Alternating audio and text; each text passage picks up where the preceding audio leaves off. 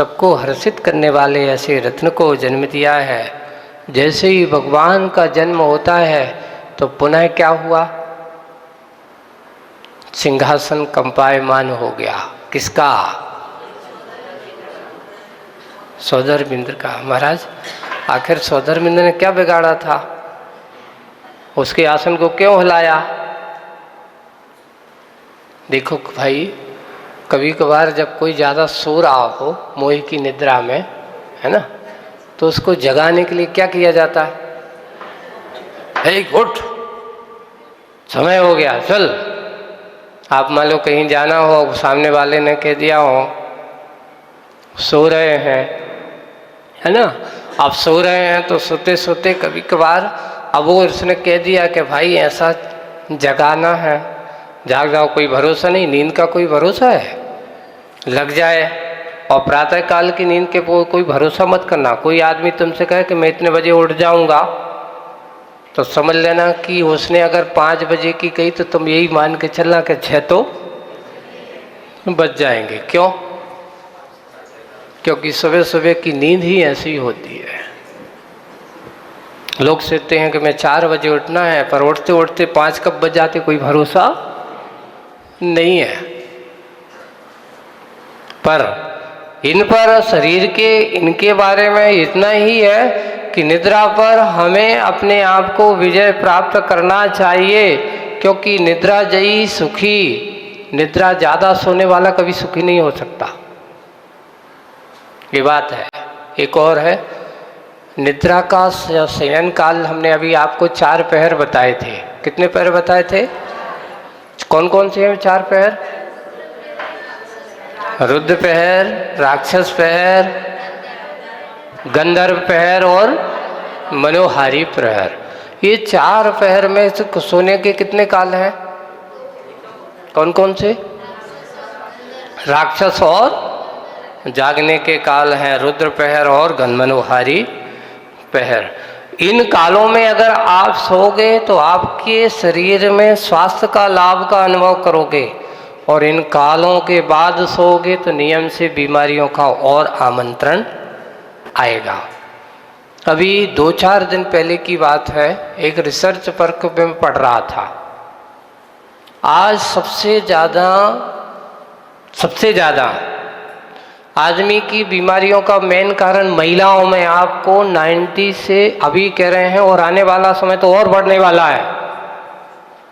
तो उन्होंने लिखा कि जितने जितने शहरी लोग हैं जो सबसे ज़्यादा एसी और पंखा में रात व्यतीत करने वाले हैं, अच्छे से सुन लेना आप लोग भी, कि बिना एसी के सोने वालों, आपको एसी के बिना तुम्हें नींद नहीं आती, तो आए दिन तुम्हारी हड्डियों में ये इसके माध्यम से जो आप एसी से जो गैस लेते हो ना, ये कौन सी गैस होती मालूम?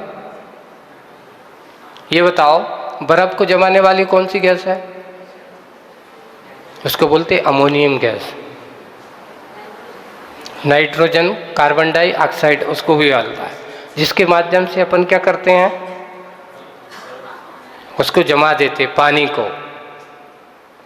अब इसके माध्यम से आप जब अच्छे एसी में सोते तो कौन सी गैस? ऑक्सीजन मिलती है आपको? नहीं, ठंडी ऑक्सीजन मिलती महाराज। वो ठंडी करने वाली कौन सी चीज है? वो। अब आप अच्छी ठंडी में सो तो रहे हो, लेकिन उन्होंने कहा इससे आदमी को सबसे ज़्यादा, ये जो तुम स्टूलों और कुर्सियों के चक्कर में फंस गए हो ना, ये सब किसका प्रभाव है? ये हड्डियों, कमर दर्द। फिजियोथेरेपी वालों की दुकान बहुत चल रही है आजकल। अब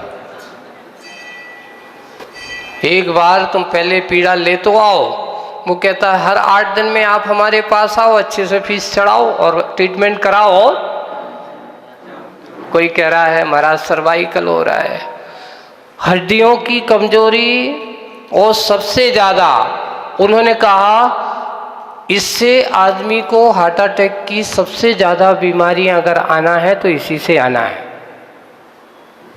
दूसरा, महिलाओं को सबसे ज़्यादा आज बड़े ऑपरेशन जो होते हैं, गर्भाशय की जो थैली होती, तो उन्होंने कहा इसमें सबसे बड़ा कारण है कि उनके अंदर के खान पान की जो आज वर्तमान स्थितियां हैं, क्योंकि नारी के शरीर के अंदर अगर सबसे बड़ी विसंगति होती तो सबसे ज़्यादा, अभी आया उन्होंने कहा भारत में ये दशा हो रही है कि आने वाले 2025 वो क्या ना 2050 तक अगर इसी तरह से हम अपना खान पीन रखे रहे तो आने वाले समय में 2050 तक हर 10 महिला के बीच में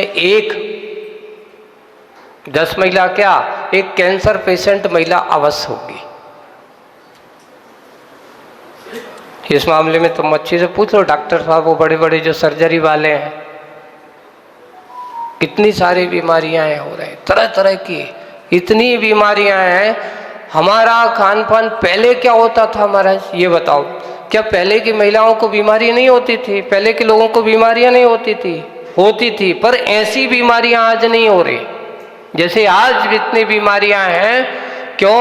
आज हम जितने साधन, सुख साधन के जीवन जीने वाले हो गए हैं, उसी का ये कारण हो गया है कि जितना साधन के प्रति तुम भागोगे उतने तुम असाध्य होते चले जाओ।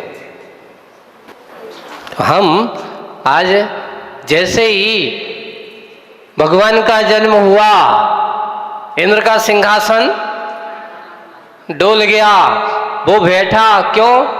इंद्र कभी सोता नहीं है, लेकिन इतना है मोह की निद्रा में बहुत सोता है। इंद्र की निद्रा कौन सी है? तुम्हारी ये आंखों की निद्राएं हैं 4-6 घंटे की। स्वर्ग का कोई भी देवों को नींद नहीं आती महाराज, वहां सोने नहीं मिलता। अरे भाई, ये कहो कि उस गति वाले कोई सोते ही, पर करते कहाँ है? काम क्या है होता है? इतना काम है कि जो तुम्हारे पास भी नहीं है।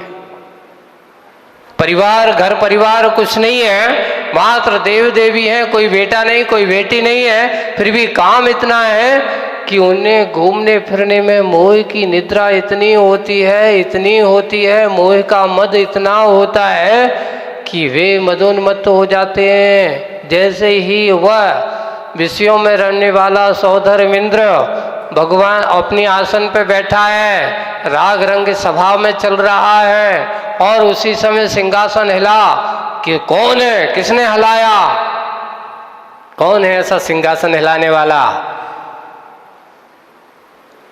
तत्काल इधर उधर देखता है, कोई नहीं है, कुछ ना कुछ तो कारण है। अवधि ज्ञान लगाया, अब उसके पास क्या है, कुछ जाना तो पड़ेगा। और अवधि ज्ञान लगाते ही ओहो, अयोध्या की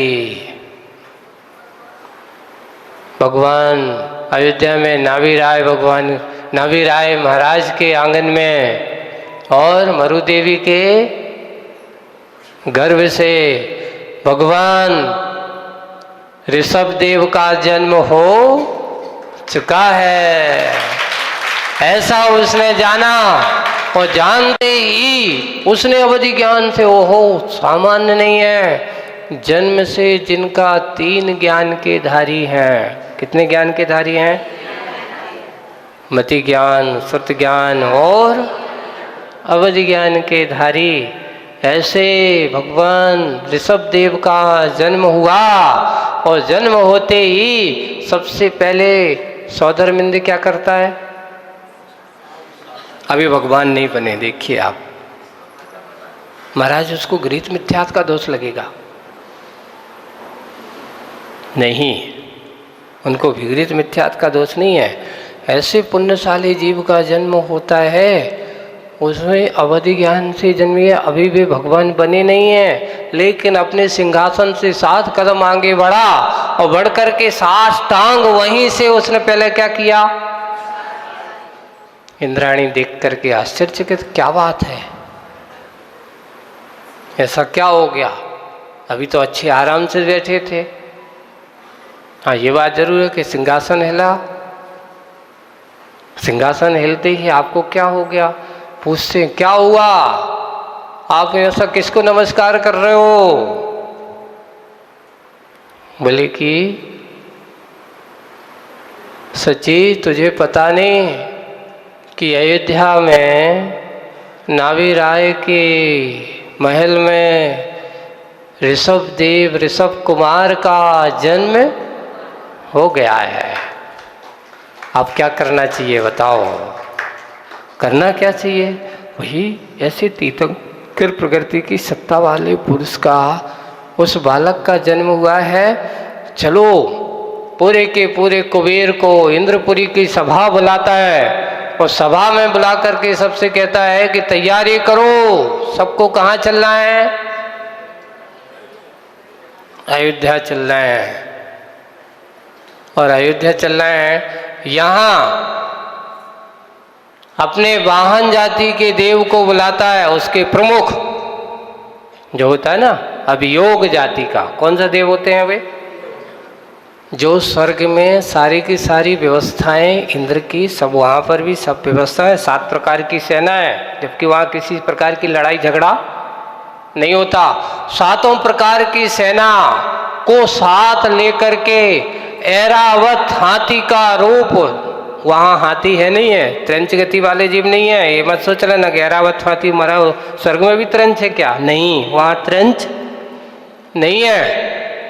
वहाँ पर अभियोग जाति के जो देव है वह ऐरावत हाथी का रूप धारण करता है विक्रिया बल से। छोटा मोटा ऐरावत हाथी नहीं होता। आपको ऐरावत हाथी का रूप आपको बताऊंगा। इतना बड़ा ऐरावत हाथी, एक नहीं जिसकी 7-7 सुंडियां हैं, ऐसा ऐरावत हाथी को यहाँ पर वो आया। पूरे स्वर्गपुरी के देव, पूरा सौधर्म, ईशान, सानत कुमार, महेंद्र आते तो जरूर है, लेकिन नेतृत्व किसका होता है? सौधर्मेंद्र का। यहाँ पर नेता, यहाँ का नायक कौन है? सौधर्मेंद्र है। जब ऐरावत में जाएंगे तो वहाँ का नायक कौन होगा? ईशान इंद्र होगा। आदि आदि ऐसा हुआ। तो यहाँ पर आया, आने के लिए कुबेर आदि सबसे कहा, और आते ही धरती पर ऐसा लग रहा है पूरा स्वर्गपुरी उतर रही है। महाराज तो अयोध्या वाले सब देख रहे होंगे। देखियो, देवों के आवागमन को हर किसी को दिखाई दे ऐसा कोई जरूरी नहीं है। और जैसे ही भगवान का जन्म हुआ तो यहाँ पर चारों प्रकार के देवों की निकायों में क्या होने लगे? तो कहते हैं भवनवासी देवों के विमानों पर शंख बजने लगा। जो आज अपन पूजन में क्या करते हैं?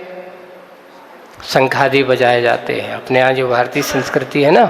फिर दूसरा, व्यंतर जाति के देवों के यहाँ भेरी, जिसे अपन झालर कहते ना, अपन जो बजाते ना घंटे की झालर, ये किन के देवों के यहाँ बजती है?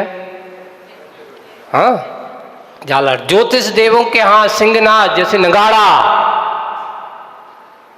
नगाड़ा बजने लगा। और कल्पवासी देवों के विमानों में घंटा, जो आज अपन मंदिर में लगाते हैं, किसका प्रतीक है? मंदिर में जो घंटा लगाया जाता है ये किसका प्रतीक है? कल्पवासी देवों के विमानों में घंटा बजने लगते हैं। ये चारों प्रकार के वाद्य यंत्र अपने मंदिरों में, पहले नगाड़ा भी होता था, है ना, और झालर भी होती है, शंख भी होता है, और घंटा भी। तो जब अपन भगवान का अभिषेक करते हैं, है ना, तो घंटा बजाते हैं, झालर भी बजाते हैं। पहले सब लोग रहते थे, अब अपने धीरे धीरे हम क्या करने लगे? क्या करें, घंटे ही लगा दो, एक में ही सब कुछ काम हो जाएगा। नहीं, ये चारों निकाय के देवों की उस महिमा को मंडित करने वाले ये घंटा, ध्वजा, परिवार, विभूषितेभ्यो, ऐसे जिनालयों के बारे में कहा गया। तो घंटा किसका प्रतीक है? कल्पवासी देवों के विमानों का। वहां पर सौधर्मेंद्र आदि पूरे कल्पवासी देवों के विमानों में घंटा बजने लगा। और घंटा बजते ही लोगों को जानकारी, क्योंकि जब कुछ होता बजता है तो जानते क्या हो रहा है, लोग देखते हैं, उन्होंने भी जाना। हो सब देवों के पास सूचना मिल गई कि ऐसे ऋषभ कुमार भगवान ऋषभ देव का जन्म हो चुका है। सारे के सारे स्वर्गपुरी के देवता गण कहाँ आ रहे हैं? अब अयोध्या की ओर आ रहा है। चारों निकायों के देव, एक निकाय के नहीं। महाराज यहाँ सुतनी वहाँ भगवान की उस समय को ये व्यंतर आदि उदम करने लगते हों। पहली बात ये बात है, उदम करने वाले ऐसे महोत्सवों में कौन आते हैं? तो सम्यक दृष्टि जो होते हैं, भद्र परिणामी होते हैं। सारे के सारे पूरा स्वर्ग खाली नहीं हो जाता, लेकिन भगवान के महोत्सव मनाने वाले कौन होते हैं? जैसे आप ही लोग देख लो, आप लोग जब अपन कोई विधान आयोजन करते हैं तो कितने लोग विधान में शामिल हो पाते? सबके सब हो पाते क्या? बिरले लोग पुण्यशाली होते हैं जो ऐसा कार्य करने के भाव जगा पाते। वैसे स्वर्गपुरी में भी ऐसे हैं, लेकिन उसमें अभी आदि पुराण में ये लिखा कि उन भद्र परिणामियों के जीवों को देख करके जब उन महोत्सव में जा रहे हैं तो कुछ देव ऐसे हैं जिन्हें मालूम नहीं है, मिथ्या दृष्टि है, पर उन सम्यक दृष्टियों की उन महोत्सव में शामिल होते जाते। वे भी सोचते कि चलो अपन भी देख करके तो आ गए, होता क्या है। वे भी क्या होते, उनके साथ आ जाते हैं। और जब वहाँ आते हैं भगवान की महिमा को देखते, धन्य है ऐसे, तो वे भी सम्यक दर्शन को क्या हो जाते हैं, प्राप्त कर लेते हैं। ऐसे ही आज 3 लोक के स्वामी तीर्थंकर भगवान का क्या हुआ, जन्म हुआ। अब जन्म होने के बाद सौधर्मेंद्र जैसे ही अयोध्या में आता है तो अयोध्या के उस महल को पूरी अच्छी 7 प्रकार की सेनाओं के साथ, पूरे अपने देवता गणों के परिवार के साथ उस भूमि को धन सबसे पहले स्पर्श करते ही उसको क्या करता है, धन्य है जो ऐसे महापुरुष को यहाँ पर क्या हुआ है, जन्म हुआ है। पहले परिक्रमा लगाता है, किसकी, उस महल की, महाराज नाभिराय के महल की। कहीं कल्पना मिलती पूरी अयोध्या की। पहले वैसे दिखा है उनको विक्रिया से परिक्रमा करने में कोई 12 योजन की अयोध्या है उस समय, और उसको इतनी परिक्रमा करने में ज़्यादा समय नहीं लगेगा। अब आज तुम लोगों के हिसाब से बोले हैं, लेकिन वहाँ महल के बारे में ऐसा विधान मिला है कि उस जन्मस्थल के महल की परिक्रमा करेगा। और परिक्रमा करने के बाद अब आगे का विषय चित्रण क्या होगा, बालक को कैसे अभिषेक की ओर ले जाएगा, महामहोत्सव, जन्म कल्याणक महामहोत्सव मनाया जाएगा। आज बस इतना ही। बोलिए परम पूज्य आचार्य गुरुवर श्री विद्यासागर जी महाराज।